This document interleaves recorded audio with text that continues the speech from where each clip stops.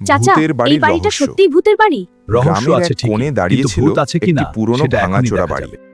লোকজন বলতো সেই বাড়িটিতে রাতে অদ্ভুত অদ্ভুত শব্দ শোনা যায়।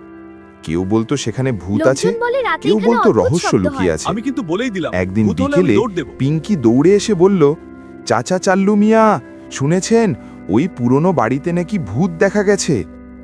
চাচা চাল্লু মিয়া তার বড় সাদা ভয় পেও গোঁফে না, হাত আমি আছি। বুলিয়ে হালকা হেসে বললেন, ভূত? রহস্যের গন্ধ পাচ্ছি।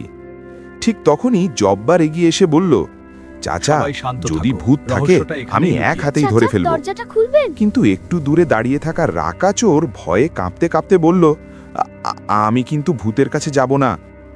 সন্ধ্যা নামতেই সবাই চাচা, মিলে সেই পুরনো ভেতরে বাড়ির কিছু সামনে নড়ছে। পৌঁছালো। শান্ত থাকো। চারপাশে আগে বড় ভালো বড় করে গাছ, দেখো। বাতাসে পাতার শব্দ, আর জানালার ভেতর থেকে অদ্ভুত নীলচে আলো বেরোচ্ছিল।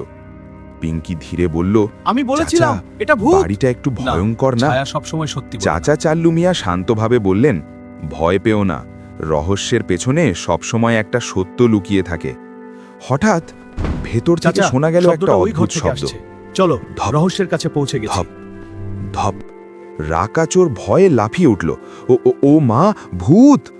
কিন্তু চাচা চাল্লু মিয়া ধীরে ধীরে দরজার এই কাছে নাকি গেলেন। সেই তার ভয়ঙ্কর চোখে ভূত? তখন রহস্য আমি তো সমাধানের ভাবছিলাম বড় ঝিলিক। ভূত হবে। তিনি দরজা খুলতেই সবাই অবাক হয়ে গেল। ভূত নয়, ওটা ছিল কিছু দুষ্টু বানর। বানরগুলো ঘরের পুরনো দেখুন, জিনিসপত্র নিয়ে বানরগুলো সব লাফালাফি গোলমাল করছিল, করছে। এই আর বানরগুলোই সেই শব্দই সবাইকে সবাইকে ভূতের ভয় ভূতে পাইয়ে ভুগছে। দিচ্ছিল। পিঙ্কি হেসে উঠল, এই নাকি সেই ভয়ঙ্কর ভূত? জব্বার হেসে বলল, আমি তো ভাবছিলাম বড় সড় ভয়ের ভূত পেছনে হবে। সবসময় একটা সহজ চাচা সত্য চাল্লু লুকিয়ে মিয়া থাকে। শান্তভাবে তাহলে বললেন, ভূত বলে কিছুই দেখলে ছিল তো, না। অনেক সময় ভয়ের পেছনে সত্যটা খুবই সাধারণ হয়। রাকাচোর লজ্জা পেয়ে মাথা চুলকাতে লাগলো। সেদিনের পর ভেবেছিলাম থেকে বিশাল গ্রামের ভূত মানুষ থাকবে। আর সেই আমি তো বাড়িটিকে প্রায় দৌড়ে ভূতের পালিয়ে বাড়ি বলে না, যাচ্ছিলাম। কারণ সবাই জানে মনে যেখানে রেখো, চাচা চাল্লু মিয়া রহস্য আছেন যত বড়ই হোক, সেখানে রহস্য সত্য বেশি দিন সবসময় লুকিয়ে সহজ। থাকতে পারে না।